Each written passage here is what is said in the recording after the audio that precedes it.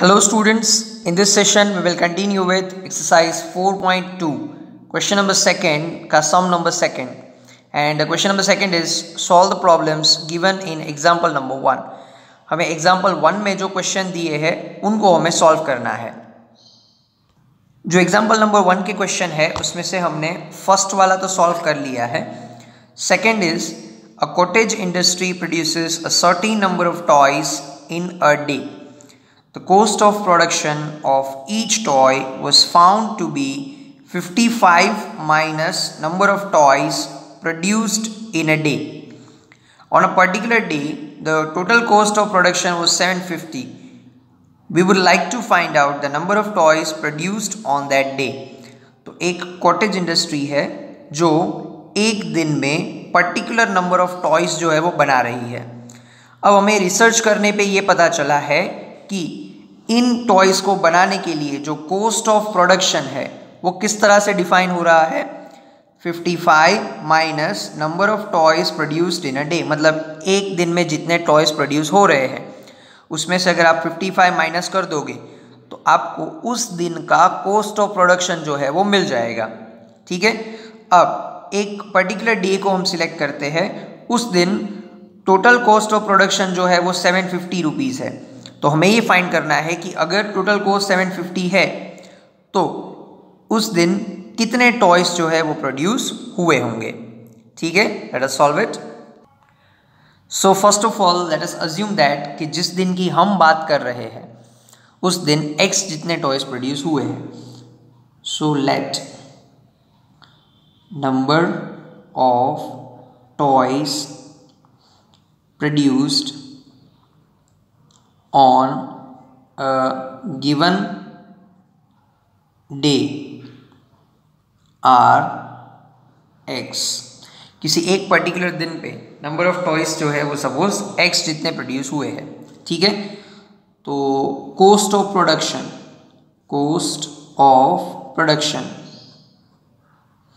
on that day will be 55 minus x. ठीक है, as per the question कि भाई जितने टॉयज बने हैं 55 में से उन नंबर ऑफ टॉयज को माइनस कर दोगे तो आपको उस दिन का कॉस्ट ऑफ प्रोडक्शन मिल जाएगा। So that's what we have. ठीक है, अब एक टॉय को बनाने के लिए 55 माइनस एक्स जितने रुपए लगे हैं। ठीक है, तो एक्स जितने टॉयज को बनाने के लिए कितना कॉस्ट लगेगा, that is the total cost of production on that particular day. ठीक है, तो एक टॉय को बनाने के लिए 55 माइनस एक्स जितना रुपए लगा है, तो एक्स जितने टॉयज बन रहे हैं तो उसको बनाने के लिए कितना पैसा लगेगा, that is we have to find out. So for this we have to multiply x and 55 minus x by cross multiplication. इससे हमें क्या मिलेगा, इससे हमें मिलेगा उस दिन का total cost of production. Therefore total cost of production on a given day is equal to x into 55 minus x। लेकिन टोटल कॉस्ट ऑफ प्रोडक्शन 750 है ऐसा हमें क्वेश्चन में ऑलरेडी दिया हुआ है। ठीक है, सो x into 55 minus x is given as 750। now what we will do, now we will just multiply x inside the bracket. ये x जो है उसको ब्रैकेट में मल्टीप्लाई करेंगे। So x multiply 55 that is 55x, x multiply x that is minus x square is equal to 750। अब इन दोनों को राइट साइड लेके जाएंगे। So we will have x square minus 55x plus 750 is equal to 0। So now we have to find out the factors of this given equation.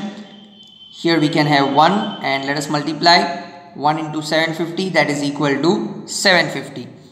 दो ऐसे factors find करने हैं जिनका मल्टीप्लाई करोगे तो 750 होगा और बिकॉज यहाँ पे प्लस का साइन है तो ऐड करोगे तो 55 आएगा। Now one thing we know is 25 3s 75 होता है, तो इसका मतलब 25 30s कितना हो जाएगा 750 और 25 और 30 को प्लस करोगे, 25 प्लस 30 करोगे तो ये हो जाएगा 55। मतलब हमारे फैक्टर्स है 25 और 30। अब हमें 55x की जगह पे 25x और 30x को अटैच करना है। So that is x square, बीच में माइनस है तो minus as it is, bracket बनाएंगे 30x plus 25x in place of 55x, और लास्ट में प्लस 750 जो है that will remain as it is. So x square, यहाँ पे बाहर माइनस का साइन है, जब ये ब्रैकेट ओपन होगा तो दोनों के साइन चेंज हो जाएंगे, minus 30x minus 25x plus 750 is equal to 0। Now x, इन दोनों में से x को कॉमन लेंगे तो हमारे पास बचेगा, यहाँ से x कॉमन आ गया है तो x बचेगा, और यहाँ से x कॉमन आ गया है तो माइनस 30 बचेगा। फिर माइनस का साइन है तो माइनस कॉमन। अब हियर 25 30 ज़ा 750 होगा, तो इन दोनों में से हम माइनस 25 को कॉमन ले सकते हैं, तो we can have 25 as a common inside the bracket, we can have x। क्योंकि माइनस कॉमन लिया है तो ये साइन माइनस हो जाएगा, तो 25 को कॉमन ले लिया है तो हमारे पास बचेगा 30 इज इक्वल टू 0।